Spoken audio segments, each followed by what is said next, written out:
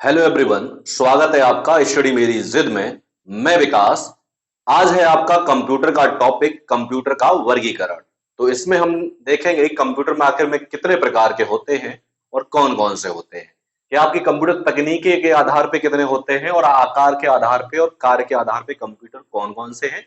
इन सभी के बारे में हम इस वीडियो में चर्चा करेंगे। तो चलिए शुरुआत करते हैं। सबसे पहले हम देखेंगे कि तकनीकी के आधार पर कंप्यूटर। तो तकनीक के आधार पर जो कंप्यूटर होते हैं वो आपके तीन प्रकार के होते हैं। कौन कौन से होते हैं? डिजिटल कंप्यूटर है, एनालॉग कंप्यूटर है और हाइब्रिड कंप्यूटर है। ये तीन कंप्यूटर हैं, डिजिटल, एनालॉग और हाइब्रिड कंप्यूटर। इन तीनों के बारे में हम चर्चा करेंगे। सबसे पहले हम देखते हैं कि डिजिटल आखिर कंप्यूटर क्या होता है। तो डिजिटल कंप्यूटर जितने भी कंप्यूटर गणना करने के लिए प्रयोग किए जाते हैं वो सभी कंप्यूटर कैसे होते हैं? Digital computer. यानी यह कंप्यूटर अंकों की गणना करते हैं। क्या करते हैं? कंप्यूटर अंकों की गणना करते हैं। जो डिजिटल कंप्यूटर होते हैं अधिकांशतः यानी ज्यादातर कंप्यूटर डिजिटल ही होते हैं। यानी जितने भी ज्यादातर कंप्यूटर लगभग, क्योंकि सभी कंप्यूटर गणना कर लेते हैं, तो ज्यादातर यानी अधिकांशतः सभी कंप्यूटर कैसे होते हैं? डिजिटल कंप्यूटर होते हैं। ठीक है। आगे है नंबर बी, है आपका एनालॉग कंप्यूटर। अब एनालॉग कंप्यूटर क्या होता है? जो भौतिक मात्राओं को नापने का कार्य करते हैं, यानी जो भौतिक मात्राओं को नापते हैं, उन कंप्यूटर को क्या कहते हैं? हम एनालॉग कंप्यूटर कहते हैं। अब एनालॉग कंप्यूटर क्या होते हैं? इनका प्रयोग विज्ञान एवं इंजीनियरिंग के क्षेत्र में किया जाता है। इनका प्रयोग कहां किया जाता है? विज्ञान एवं इंजीनियरिंग के क्षेत्र में किया जाता है। जैसे विज्ञान के क्षेत्र में तापमान अगर मापना हो, दाब मापना हो या फिर भार मापना हो, तो वहां पर किसका प्रयोग करेंगे हम? वहां पर हम करेंगे एनालॉग कंप्यूटर का। या फिर वाहनों की गति मापनी हो तो वहां पर किसका प्रयोग करते हैं? एनालॉग कंप्यूटर का। ठीक है। तो डिजिटल कंप्यूटर क्या करते हैं? डिजिटल कंप्यूटर अंकीय गणना करते हैं। और एनालॉग कंप्यूटर क्या करते हैं? ये विज्ञान एवं इंजीनियरिंग क्षेत्र में प्रयोग किए जाते हैं। जो तापमान है, दाब है, भार है या वाहनों की गति है, इनको मापने में इनका प्रयोग किया जाता है। अब नंबर तीसरे होते हैं आपके हाइब्रिड कंप्यूटर। अब हाइब्रिड कंप्यूटर क्या होते हैं? हाइब्रिड कंप्यूटर वे होते हैं जो डिजिटल और एनालॉग दोनों ही कंप्यूटरों का कार्य करते हैं। यानी गणना तो करते ही हैं, साथ में ही वो तापमान जैसे धार भार वगैरह है या जो भी है उनको भी मापने का कार्य करते हैं। हाइब्रिड कंप्यूटर कहलाते हैं। जैसे वे कंप्यूटर जो एनालॉग एवं डिजिटल दोनों कंप्यूटरों का कार्य करते हैं क्या कहलाते हैं? आपके हाइब्रिड कंप्यूटर। जैसे पेट्रोल पंप।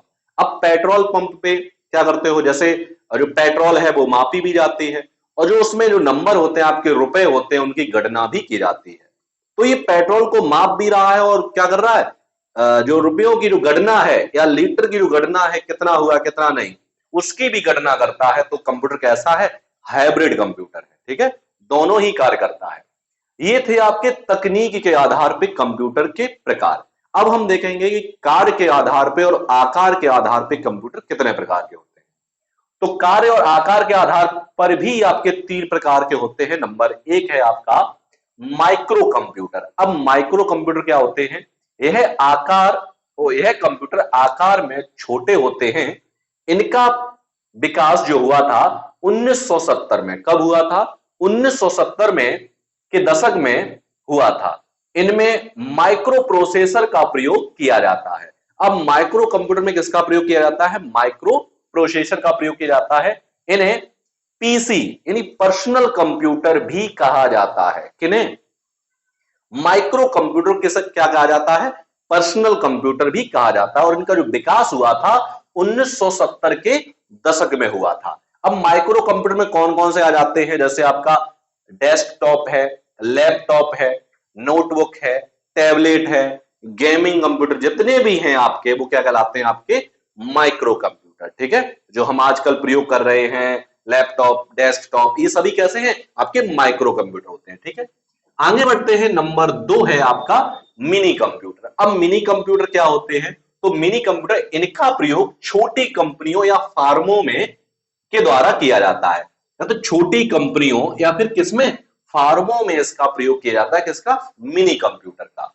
सामान्यतः इन्हें मिड रेंज मिड रेंज भी कहा जाता है। किन कंप्यूटर को? मिनी कंप्यूटर को मिड रेंज कंप्यूटर भी कहा जाता है। क्यों? क्योंकि इनकी क्षमता सुपर कंप्यूटर तथा मेन फ्रेम कंप्यूटर से कम, सुपर कंप्यूटर एवं मेन फ्रेम कंप्यूटर से कम एवं पर्सनल कंप्यूटर से अधिक होती है। सुपर कंप्यूटर से थोड़ी कम होती है लेकिन पर्सनल कंप्यूटर से अधिक होती है, इसीलिए इन्हें क्या कहा जाता है? मिनी कंप्यूटर कहा जाता है। ठीक है। अब मिनी कंप्यूटर में जैसे कि 202 आपका मिनी कंप्यूटर है। ठीक है। आईबीएम ये भी आपका क्या है? मिनी कंप्यूटर का उदाहरण है। ठीक है। अब नंबर 3 है आपका सुपर कंप्यूटर। ठीक है। अब सुपर कंप्यूटर क्या होते हैं? जो सुपर कंप्यूटर होते हैं वो बहुत ही शक्तिशाली होते हैं, बहुत ही तेज गति से कार्य करते हैं। यह सबसे शक्तिशाली कंप्यूटर होते हैं। इनका निर्माण विशेष कार्यों के लिए किया जाता है। ठीक है। इनका निर्माण किस लिए किया जाता है? विशेष कार्यों के लिए किया जाता है। पॉइंट है 93 पेटाफ्लॉप की क्षमता के साथ चीन का सनवे ताईहोलाइट वर्तमान का सबसे तेज कंप्यूटर है। अगर आपसे पूछा जाए कि वर्तमान का सबसे तेज कंप्यूटर किस देश का है, तो वो है आपका चीन का है। और कौन सा है? सनवे ताईहोलाइट। ठीक है। अब अगला पॉइंट है कि परम 8000 या 10,000 भी कहा जाता है कि परम 8000 भारत का पहला सुपर कंप्यूटर था। जो परम 8000 था वो भारत का कैसा था? पहला सुपर कंप्यूटर था, जिसे किसने बनाया था? सीडेक। अब इसकी फुल फॉर्म क्या होती है? Central of development of advance computing. ठीक है। के द्वारा कब बनाया गया था? 1990-91 में इसका निर्माण किया गया था। ठीक है। अगला पॉइंट है और लास्ट पॉइंट है, परम युवा द्वितीय भारत का सबसे तेज सुपर कंप्यूटर है। परम युवा जो है वो भारत का सबसे तेज सुपर कंप्यूटर है। तो ये था आपका टॉपिक कंप्यूटर के वर्गीकरण। कंप्यूटर का जो वर्गीकरण है वो दो प्रकार से मैंने बताया है। एक तकनीकी के आधार पर कंप्यूटर को बांटा गया है, दूसरा आकार और क्षमता के आधार पर बांटा गया है। तो तकनीक के आधार पर भी आपके 3 होते हैं। कौन कौन से? Digital computer, analog computer, hybrid computer. और आकार के भी आधार पे आपके 3 ही होते हैं, माइक्रो कंप्यूटर, मिनी कंप्यूटर और सुपर कंप्यूटर।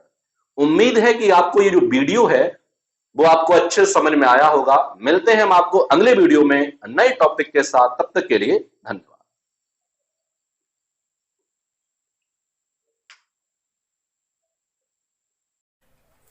नमस्कार, मैं विकास। यदि आप भी यूपी टेट, सुपर टेट, लेखपाल, पुलिस कांस्टेबल किसी भी परीक्षा की तैयारी कर रहे हैं तो अभी सब्सक्राइब करिए हमारे चैनल स्टडी मेरी जिद को और पाइए बिल्कुल फ्री क्लासेस।